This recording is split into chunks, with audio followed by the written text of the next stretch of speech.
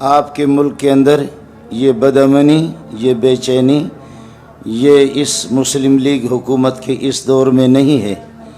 ابتدائی سے جب سے یہ ملک قائم ہوا ہے، مولانا فضل الرحمان صاحب تو اس میدان کے شاہ سوار ہے، لیکن اس سن کی تعین کرے اور اس حکومت کی تعین کرے کہ اس ملک میں بہتری کب آئی۔ بدتر سے بدتر، بدتر سے بدتر، بدتر سے بدتر، بدتر سے بدتر۔ ابا جی کا انتقال ہو گیا، لوگوں نے دعا کر لی، ہاتھ اٹھا کر کے دعا کر رہے ہیں۔ بھائی کس لیے دعا کر رہے ہیں؟ تعزیت پہ، آپ کے والد صاحب کے اللہ مغفرت کرے۔ کہنے لگے کہ آپ لوگ دعا تو کر لو، لیکن جس بغیرت باپ کو میں نے دیکھا تھا اس کی مغفرت نہیں ہوگی، جس ابا کو میں نے دیکھا اس کی قطعاً مغفرت نہیں ہوگی، وہ اس کردار کے مالک نہیں تھے، اس کی مغفرت ہو جائے۔ اب یہ ہم اجلاس کریں گے اور آپس میں پھر یہ ہے کہ مشورے کریں گے کہ سودی نظام کو ختم کرے، حکومت سے اپیل کریں گے۔ ابو الخیر صاحب نے بڑی پیاری بات کی، ظاہر ہے کہ اس کے بغیر کوئی چارہ ہی نہیں ہے۔ ہمیں دشمن کی ہمیشہ یہ چال ہی رہا ہے، آپ حضرات محسوس نہ فرمائیں، ابھی ایک ایک کر کے ہمیں ایک ایک کر کے الگ کیا جاتا ہے۔ اب سب سے پہلا مسئلہ دیکھو کتنے پیار اور محبت کی بات ہے، مدارس ثلاثہ کا استثناء کیا مشائخ کانفرنس میں۔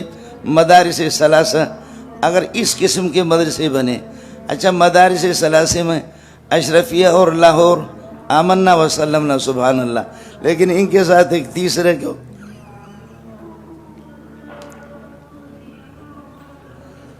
مدارس ثلاثہ میں تو اسنتان تو ٹھیک ہے، لا کلام فیہما، لیکن تیسرے جس مدرسے کو آپ کو پتہ بھی ہے، آپ علماء ہیں، نتیجہ ہمیشہ ارذل کا تابع ہوتا ہے، نتیجہ ارذل ہی کا تابع ہوتا ہے۔ ان دو پاکیزہ مدرسوں کو اس محتمم کے ساتھ کیسے نتھی کر دی، اور پھر ادارے ہماری حکومت کا اندازہ اس سے آپ لگائیں، حکومت کا اندازہ بے بسی کا اس سے لگائیں کہ ہماری عسکریت قوت بھی ختم ہو گئی، حکومتیں بھی ختم ہو گئی، کہ اس قسم کے افراد کا سہارا لے کر کے مشائخ سے تعبیر کر کے دینی عوام کی مارکیٹ میں اگر آپ ان کو بھیجنا ہے۔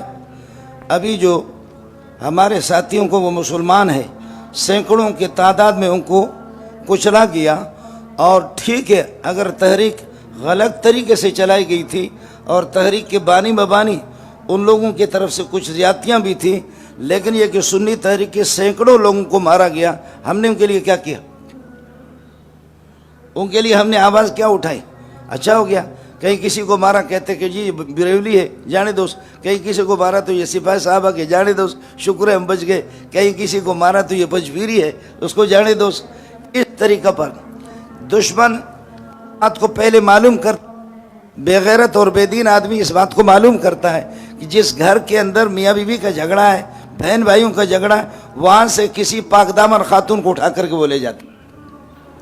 ہمارا آپس میں، میں ایک مدرس آدمی ہوں، میرے پاس وقت نہیں ہے، ورنہ جی چاہتا کہ بریلوی کے قدموں پہ بھی جا کر کے ان کے قدموں کو بھی چوموں۔ دیوبندی اور اہل حدیث خدا کے لیے چھوٹے بڑے مسائل کو چھوڑ دو، آپس میں متفق ہو جاؤ۔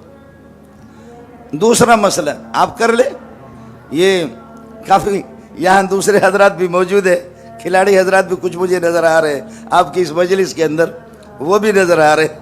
یہ مسئلہ میرے خیال میں آپ سے پہلے حکومت کو بتا بھی دیں گے، لیکن آپ اس مسئلے کو کیسے ختم کریں؟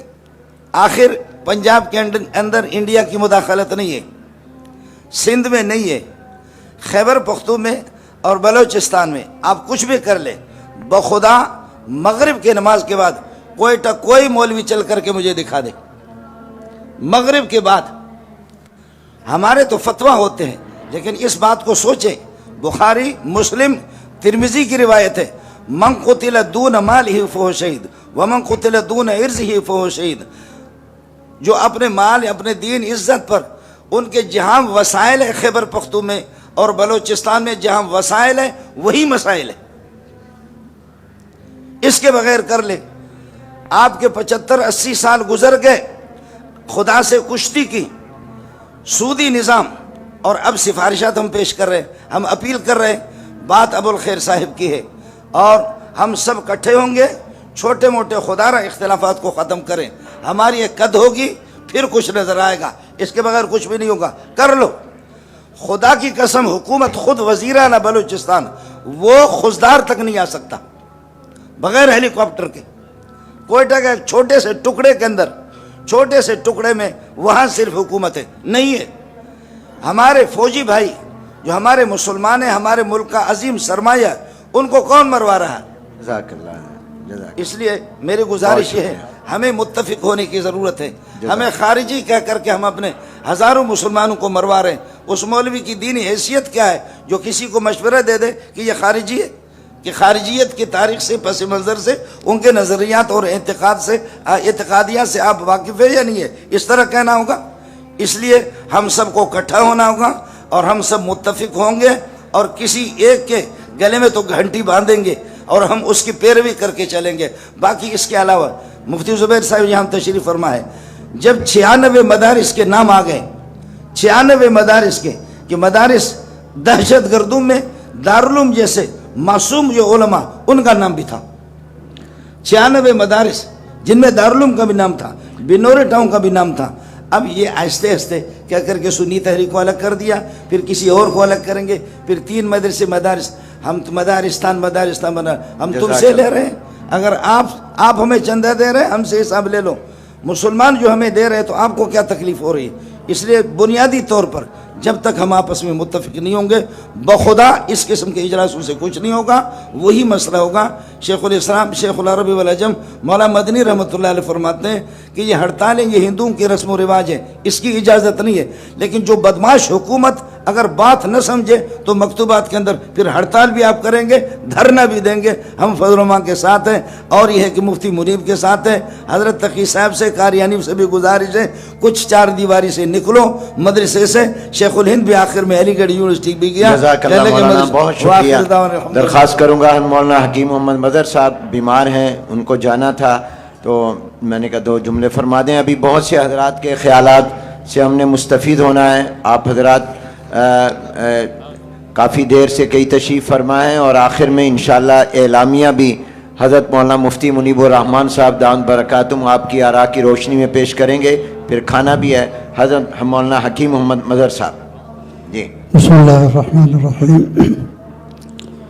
آج کی اس بابرکت اجتماع میں شیخ الاسلام حضرت مولانا مفتی تقی عثمانی صاحب حفظہ اللہ نے جو کچھ وضاحت بیان فرمایا, اور حضرت مولانا فضل الرحمان